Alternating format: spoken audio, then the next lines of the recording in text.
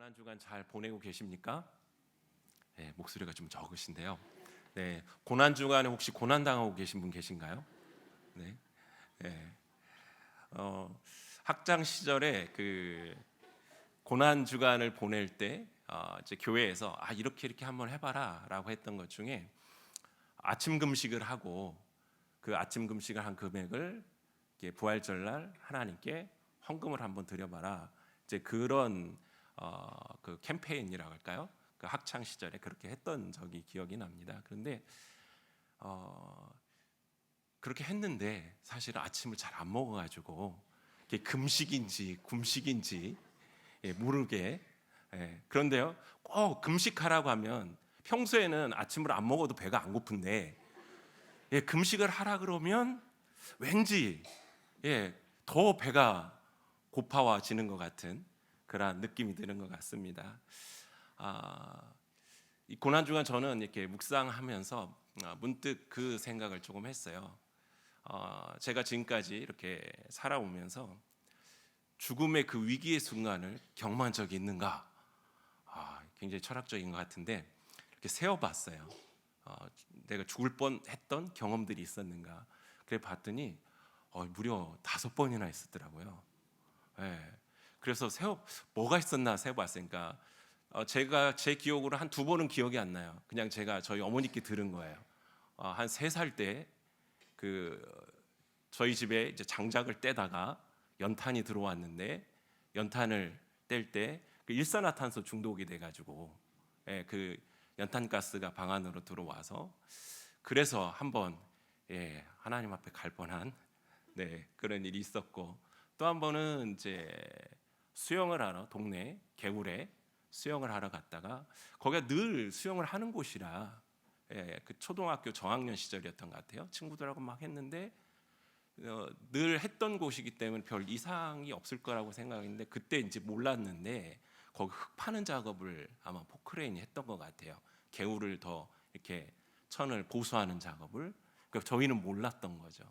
그랬다가 거기가 보통 낮은 곳이라고 생각했는데 깊지 않은 곳이라고 생각했는데 발을 들였을 때 물속으로 확 빠져가지고요. 그러니까 사람이 당황하니까 수영을 해도 그게 안 되는 거 있죠. 그리고 초등학교 3, 4학년이 얼마나 수영을 잘하겠습니까? 그래서 허우적거려서 정말 순간 그랬어요. 이제 나 죽나 보다 하고 힘이 다 빠졌을 때 누군가 저를 이렇게 쑥 끌어올려 주더라고요. 지나가는 동네 형이 보고 건져줬어요. 그렇게 해서 한 번 살았고, 한 번은 아버지 자전거를 몰래 타고 나가서 교통사고를 크게 당해서 한 번 또 그랬었고요. 그리고 한 번은 이제 고등학교 시절이었어요. 고등학교 시절에서 이제 집에 자취할 때 창문이 너무 그 더러워서 그 창문 청소를 한다고 또 창문을 떼가지고 닦는데 잡고 잘 닦아야 되는데 그럴 경험이 없어서 그런지 이걸 바닥에다가 약간 세워놓고 닦다가 전혀 생각 없이 창문을 짚은 거예요. 그러니까 제 몸의 무게에 창문이 어떻게 됐을까요? 깨졌죠. 깨지면서 제 손목을 그 유리가 싹 걷습니다. 그래서 피가 이렇게 날 때 수건으로 둘둘 매고 병원으로 가서 이렇게 수술을 한 적이 있어요. 그런데 의사 선생님이 뭐라 그러시냐면 동맥이 안 끊어졌다고, 다행히 살짝 비껴갔다고. 그거 끊어졌으면 왜냐하면 자취를 했기 때문에 저를 도와줄 수 있는 사람이 없었어요. 그래서 그때도 있었고, 그리고 뭐 재작년이었나요? 제가 한번 간증했던 적, 제주에서 그 눈길에 미끄러지는 차로 인해서 사고가 있을 뻔했다고 말씀드렸죠. 그런 게 있었어요. 그런데 이 가운데 제가 예수님을 믿기 전에, 예수님을 제가 인격적으로 만나서 예수님을 나의 개인의 구주로 영접하고 그렇게 고백하기 전에, 예수님 믿기 전에 죽을 뻔했던 고백, 그게 한 3번이 있었던 거예요. 제가 예수님 중학교 때 믿었으니까. 그러니까 이게 더 은혜인 거예요. 그러면서 우리의 모든 삶이 하나님의 보호하심이고 인도하심이고, 하나님이 아니시면 내가 어떻게 살아갈 수 있을까? 그런 고백과 기도를 드리게 되더라고요. 여러분들은 어떻습니까? 예, 지금까지의 삶 속에서 평안 가운데 있으셨던 분들도 계시고 또 여러 고난과 또 생명의 위기를 겪어보신 분들도 있을 것입니다. 그러나 그 모든 인생 가운데 우리 하나님이 함께 하시고 또 보호하시고 인도하시고 축복하시는 줄 믿습니다. 그러기에 우리의 인생이 예수 그리스도로 말미암아 모든 것이 은혜임을 다시 한번 고백할 수밖에 없음을 이 시간 말씀드리고 싶습니다. 오늘 우리가 함께 나눌 이사야 4장 1절부터 6절까지의 말씀은요, 우리가 3장 24절부터 이어져 오는 하나님의 그 징계의 모습들이 묘사되어 있습니다. 그게 1절까지 그 내용이 있는 것입니다. 그래서 전쟁으로 인한 비참한 상황들이 3장 24절부터 4장 1절까지 그려져 있죠. 그리고 2절부터 6절까지는 시온의 남은 자들의 회복에 대한 희망의 말씀들이 제시되어 있습니다. 이는 범죄한 남유다의 심판이 불가피하지만 이로 인하여 좌절할 것이 아니라 그 미래에 있는 그 회복의 주님의 그 회복의 약속을 바라보며 이 약속에 참여할 수 있는 남은 자가 되기를 권면하고 있는 말씀이기도 합니다. 말씀을 이제 한 절씩 보면서 우리 같이 은혜를 나누는데요. 1절 같이 한번 보겠습니다. 그날에 7 여자가 한 남자를 붙잡고 말하기를 우리가 우리의 떡을 먹으며 우리의 옷을 입으리니 다만 당신의 이름으로 우리를 부르게 하여 우리가 수치를 면하게 하라 하리라 라는 말씀이에요. 이 말씀은 아까 말씀드린 것처럼 하나님의 징계의 모습 속에서 전쟁으로 인한 비참한 상황을 묘사하고 있는 거예요. 그래서 여기에 보면은 그날은 언제입니까? 그 앞에 그 전쟁으로 참혹한 그때를 이야기하는 거죠. 그날에 7 여자가 한 남자를 붙든대요. 이것은 무엇을 이야기하면 전쟁으로 인해서 어떻게 돼요? 전쟁이 일어나면 누가 많이 죽어요? 남자들이 많이 죽죠. 전쟁에 나가서 싸움을 해야 되기 때문에 많은 남자들이 죽게 됩니다. 그러니까 전쟁으로 인해서 거의 전멸하다시피 한 남성의 부족 현상으로 인해서 여자들이 저마다 잃어버린 남편을 대신할 사람을 찾아 애쓴다라는 거예요. 그리고 그들이 남편이 될 사람에게 마땅히 제기할 수 있는 그 권리를 포기한다라는 거예요. 그러니까 당시 문화 속에서 결혼을 하면 이 아내들이 남편 될 사람에게 자기의 권리들을 주장할 수 있는 것들이 있었습니다. 그런데 그것을 다 포기하면서까지도 나의 남편이 되어주세요 이렇게 이야기한다라는 거예요. 그러면서 그 이유가 뭐냐면 그러면 자신들이 처할 그 수치를 면하기 위해서 그렇게 한다라고 이야기합니다.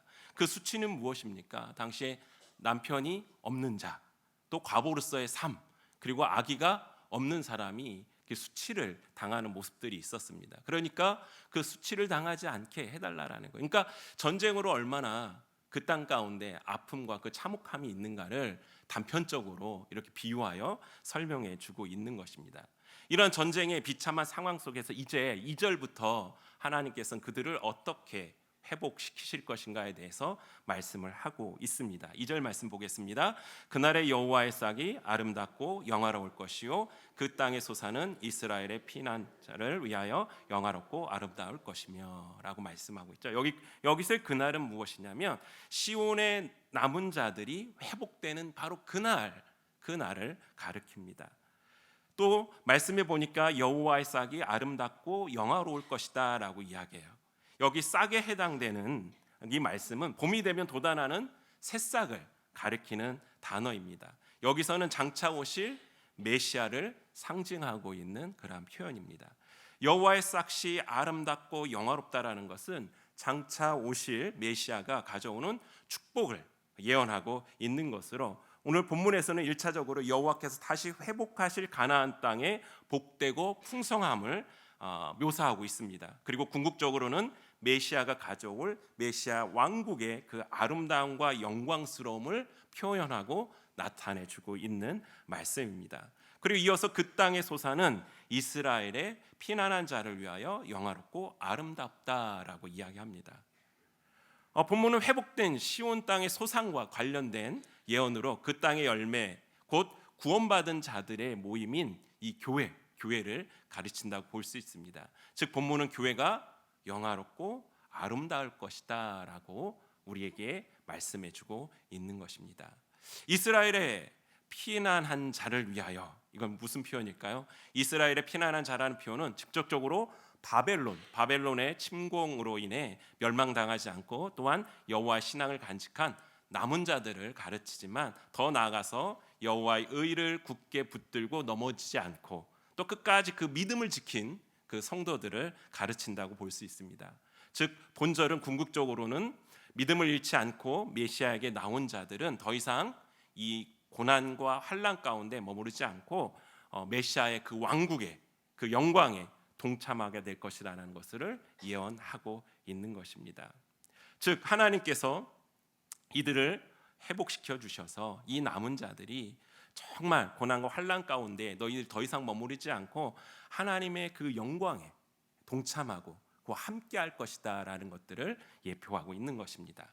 이어서 3절 말씀을 보면요, 시온에 남아 있는 자, 예루살렘에 머물러 있는 자, 곧 예루살렘 안에 생존한 자 중 기록된 모든 사람은 거룩하다 칭함을 얻으리니라고 말씀하고 있죠. 여기서 보니까 남아 있는 자, 머물러 있는 자라고 말씀이 나와 있습니다. 앞선 2절이 이스라엘 땅의 회복에 초점을 맞추고 있다면, 오늘 3절과 4절 말씀은 그 땅에 남아 있는 자들에 대해서 초점을 맞추어 말씀하고 있습니다. 즉 그들의 무엇이 회복된다고요? 거룩이 회복될 것이다 라고 예언을 하고 있는 것이죠. 이들은 여호와에 의해서 남겨진 사람들입니다. 그리고 그곳에 머무르도록 허용된 사람들이었죠. 아들은 자신의 의지대로 남아있거나 머물러 있는 그 자들이 아니라 여호와 하나님의 은총으로 그 재난 중에서도 남겨지고 황망 가운데서도 머물도록 허락된 자들이라는 것입니다. 즉 자신들이 여기에 머물러 있겠다 이래서 그런 게 아니라, 쉽게 이야기하면 하나님께서 그들을 선택하셔서 남게 했다라는 것입니다.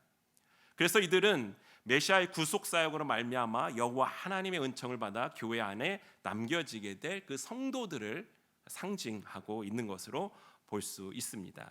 그리고 그들이 거룩하다 칭함을 얻으리니라는 말씀이 있는데요, 본문은 시온의 남은 자가 거룩하다고 여김을 받는 그 은혜를 너희들이 경험하게 될 것이다 라고 이야기하고 있는 것입니다.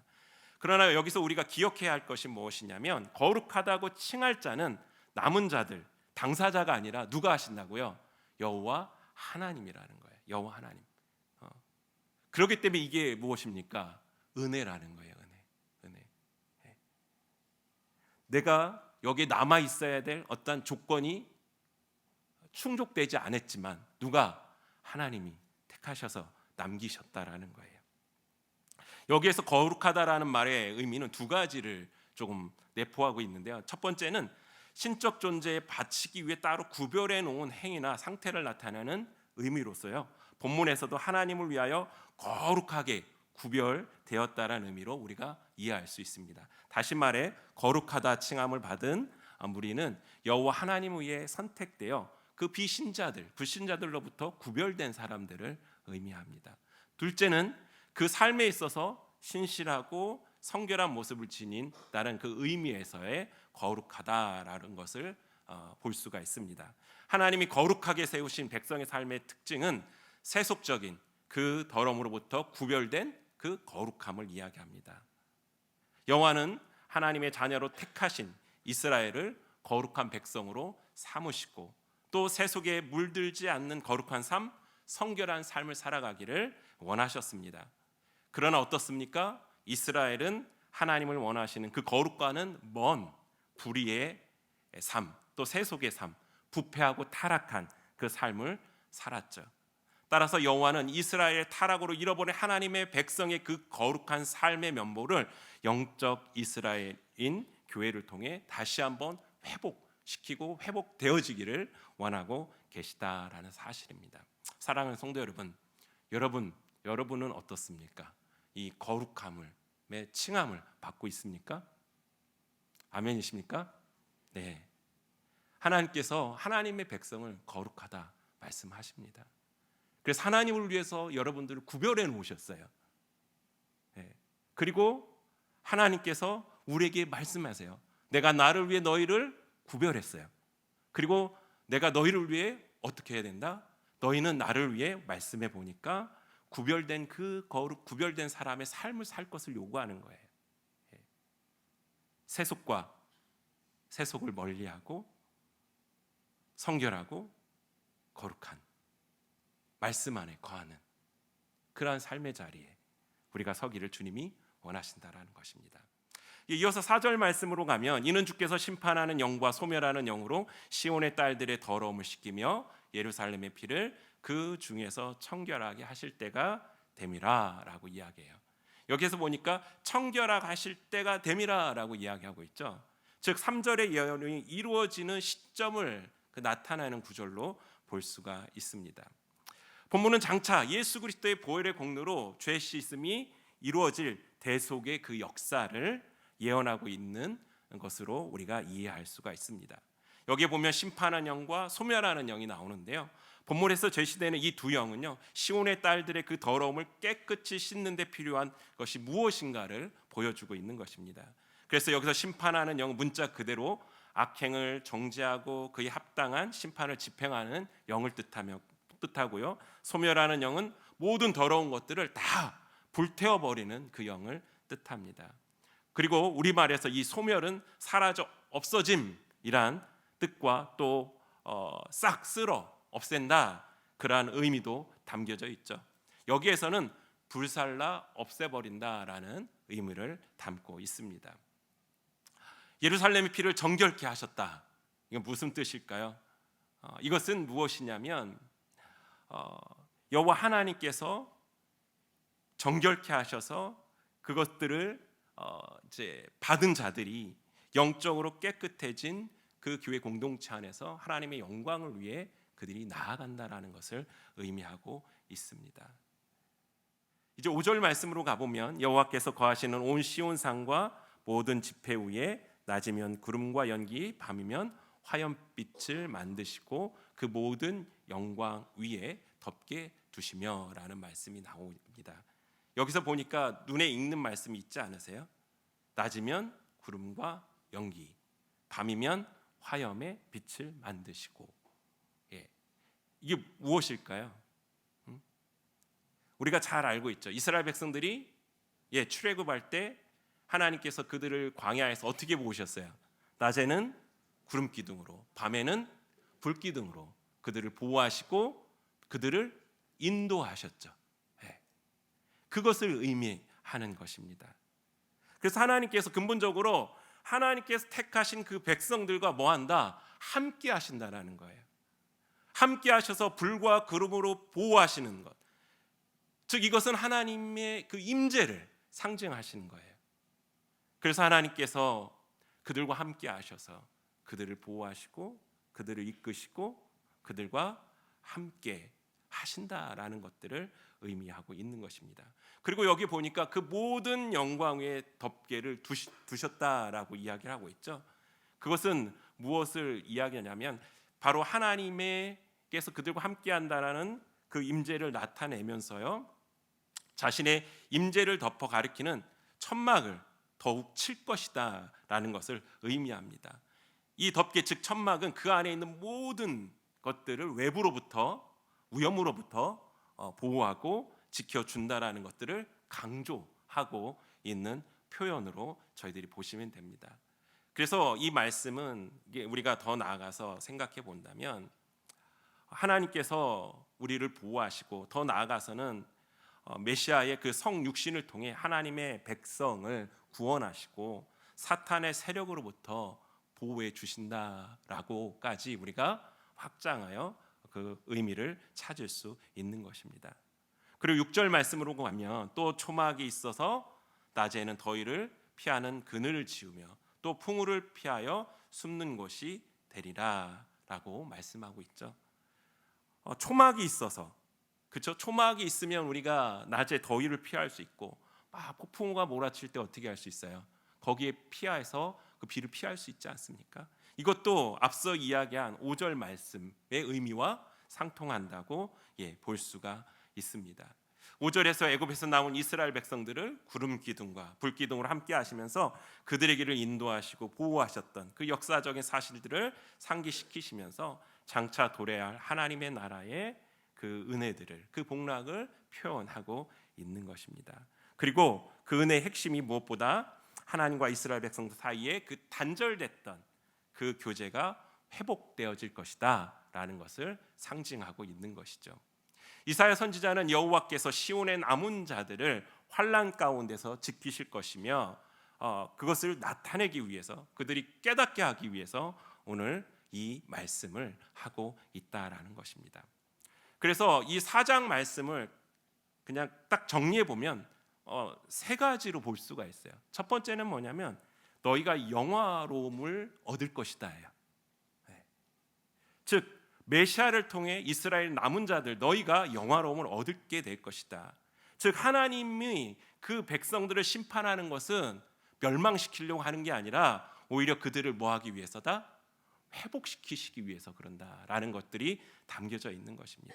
그래서 하나님께 소망을 두는 자는 심판 중에도 어떻게 해요? 소망이 있고 그 소망을 붙잡는 자 하나님이 반드시 뭐한다? 회복시키신다라는 것입니다. 사랑하는 성도 여러분, 고난 가운데 있습니까? 하나님께 소망을 두십시오.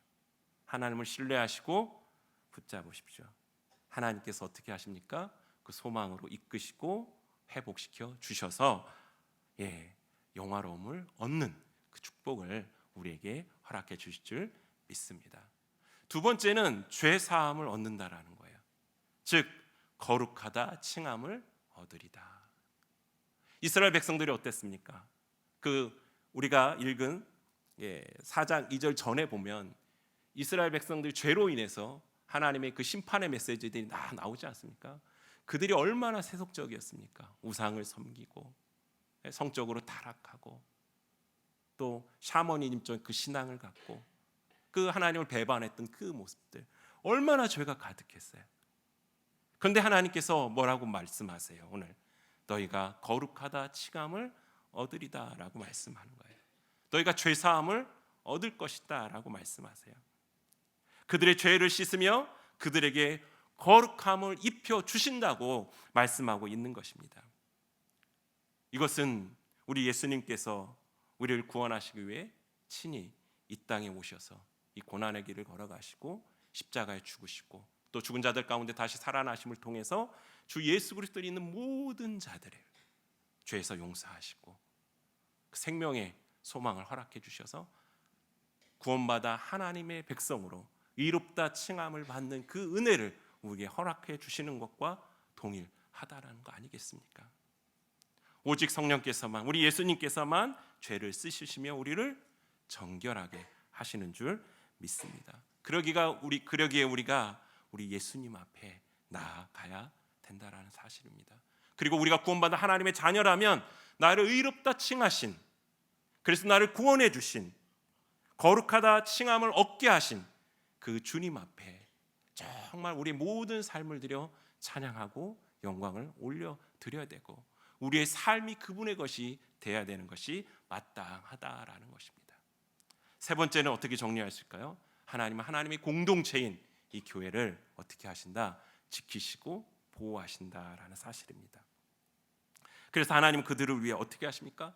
천막을 치셔서 보호하시는 거예요. 그래서 하나님은 그 은혜와 보호의 장막을 늘 드리워서 낮에는 구름 기둥으로 밤에는 불 기둥으로 또 천막을 치셔서 뜨거운 햇볕을 또 풍우를 피하게 하신다라는 사실입니다. 그것이 하나님의 은혜입니다. 그러기에 우리가 하나님 앞에 믿음으로 나아가고 또 하나님이 우리 공동체를 주신 그 이유를 깨닫고 그 사명을 붙잡고 나아갈 수 있는 믿음의 사람들이 되어야 된다라는 것입니다. 교회를 위험에 빠뜨리는 요소는 외부에 있는 것이 아닙니다. 어디에 있을까요? 내부에 있어요. 그래서 우리 안에 정말 범죄케 하는 하나님 앞에 죄된 그런 모습들이 있다면 회개하고 다 벗어 버려야 된다라는 사실을 우리가 기억하시길 바랍니다. 영화로움을 입는 그 은혜, 죄사함을 없는 그 축복, 우리를 늘 보호하시는 하나님의 그 은혜 앞에 우리가 항상 주님을 찬양하고 예배하기를 소망드립니다.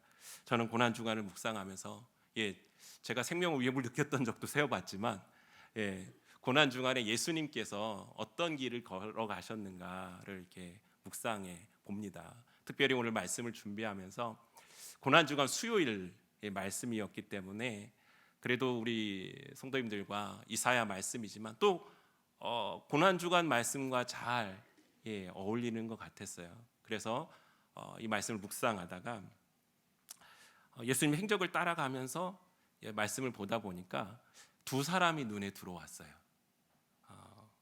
마가복음 14장 3절부터 11절까지에 있는 말씀인데 여러분도 너무나도 잘 알고 있는 내용입니다.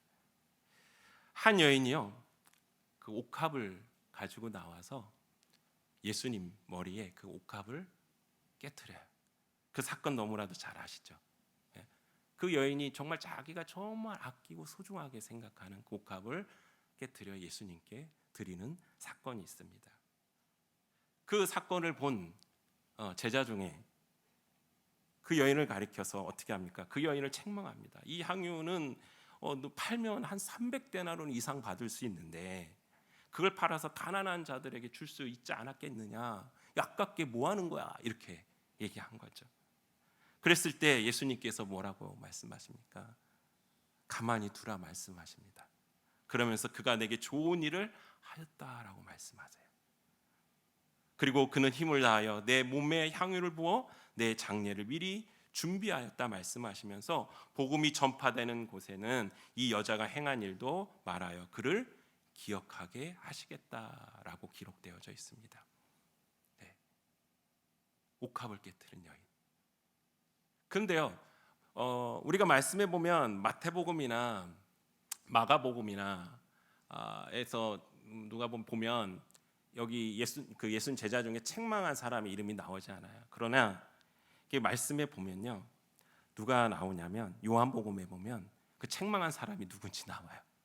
누구냐면 가룟 유다라고 이야기하고 있습니다. 그리고 이 말씀 이후에 어떤 말씀이 있냐면 가룟 유다가 예수님을 어떻게 해요? 팝니다. 그 장면이 그의 마음 가운데 들어가고 예수님 팔려고 하는 생각이 들어가고 예수님을 이제 대제사장들에게 넘기는, 파는 그러한 장면이 기록되어져 있습니다. 이것을 보면서 사랑, 예수님을 사랑했던 이 여인, 또 예수님이 제자라고 예수님을 그렇게 따라다니고 예수님 앞에 섰던 사람, 근데 지금 뭐 하고 있는 거예요? 배신 아니겠습니까? 성도 여러분, 나는 어떤 모습일까요? 저에게 질문해 봤어요. 넌 옥합을 깨트린 여인이니 아니면 가룟 유다니? 옥합을 깨트린 여인을 향하여 예수님 말씀하시죠. 그가 내게 좋은 일을 하였다. 좋은 일을 하였다. 우리가 예수님께 이러한 칭찬을 드려야 되지 않을까요? 우리가 예수님 때문에 구원받아 이 땅 가운데 남은 자들로 거룩함의 칭함을 받은 자로서 살아간다면 예수님께서 그래, 내가 너로 인해서 네가 나를 위해 좋은 일을 하였구나 라는 그러한 말을 드려야 되지 않겠습니까? 예수님의 제자라고 예수님과 함께하고 예수님의 앞장서서 나아가고 하는데 결국 가룟 유다는 다른 목적을 가지고 예수님을 따랐던 사람입니다. 진정한 의미에서 그는 제자가 아니었습니다. 자기의 목적을 위해서 예수님을 뭐한 거예요? 이용하고 있었던 사람입니다. 즉 위장된 그리스도인이라는 거예요. 여러분은 어떻습니까? 나는 위장된 그리스도인은 아닙니까?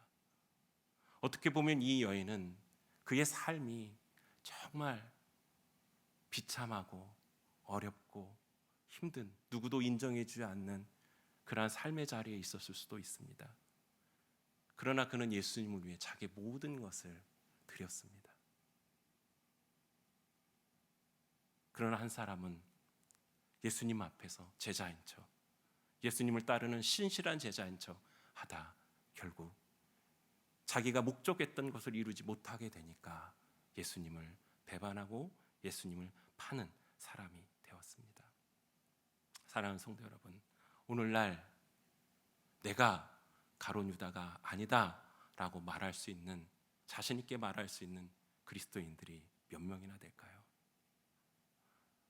이스라엘 백성들은 뭐가 달랐을까요?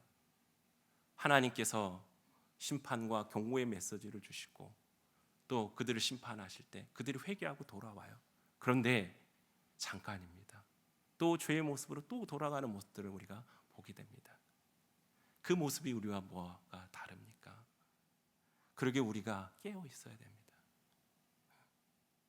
오늘 회복을 하나님께서 말씀하시면서 거룩하다 칭함을 얻으리라 말씀하십니다. 이 말씀이 우리의 마음 가운데 깊이 새겨지고 묵상되어지기를 주님의로 소망드립니다. 내가 스스로 거룩해질 수가 없습니다. 또 내가 스스로 거룩하다고 말할 수 없습니다. 이것은 우리 주님께서 거룩하다 칭해 주셔야만 하는 것입니다.